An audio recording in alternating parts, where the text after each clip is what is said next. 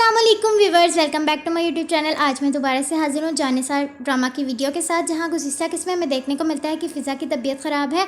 तो आज की किस्त में सरफराज उसको डॉक्टर के पास लेकर आता है और डॉक्टर उसे खुशखबरी देती है कि मुबारक हो, आप बाप बनने वाले हैं।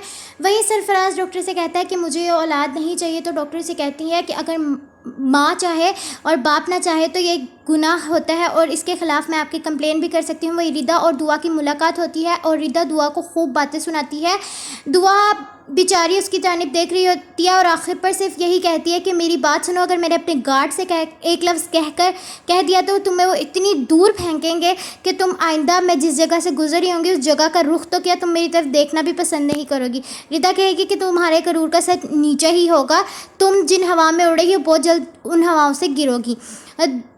दुआ हमें गाड़ी में रिदा की बातों से परेशान दिखाई देगी। वहीं सरफराज अपने माँ बाप को आकर ये खुशखबरी देता है कि आप दादा दादी बनने वाले हैं।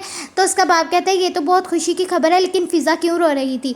तो सरफराज कहता है कि मुझे ये औलाद तो नहीं चाहिए। तो उसका बाप कहता है तुम पागल हो चुके हो। वहीं दुआ हमें अपने कमरे में आकर रोती हुई दिखाई देगी और वो काफ़ी ज़्यादा रिदा की बातों को लेकर परेशान भी दिखाई देगी और बहुत ज़्यादा रो भी रही होगी।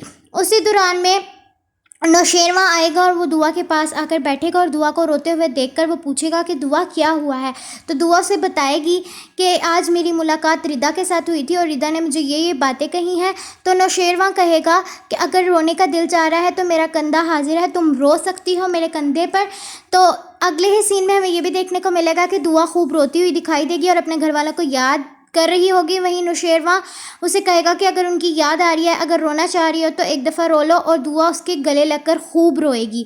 हमें ये सीन देखने को मिलेगा जो कि फ़ैन्स को बहुत ज़्यादा पसंद आएगा। वहीं अगले ही सीन में हमें ये भी देखने को मिलेगा कि फ़िज़ा की नंद उसे दिलासा देती हुई दिखाई देगी कि भाभी आप परेशान ना हो, भाई को अम्मी और अब्बू मिलकर समझा लेंगे। लेकिन अगले ही सीन में उस फ़िज़ा की सास आकर उसको खूब बातें सुनाएगी कि मेरा बेटा बिल्कुल ठीक कहता है कि वो इस बच्चे को नहीं अफोर्ड कर सकता। वहीं दूसरी जानिब जुनैरा हमें नोट गिनती हुई दिखाई देगी और वो नोट इस तरह से गिनेगी कि वो कशमाला के साथ मिल गई होगी और कशमाला उसे फ़ोन कर कर कहेगी कि तुम अपने काम पर ध्यान दो, तुम्हें पैसे तो मिल गए हैं ना। तो जुनैरा कहेगी हाँ मुझे पैसे मिल गए, और ये सारी बातें रूमी सुन लेगी। रूमी के सुनने के बाद दुआ खूब हमें इस एपिसोड में खूब इमोशनल दिखाई देगी।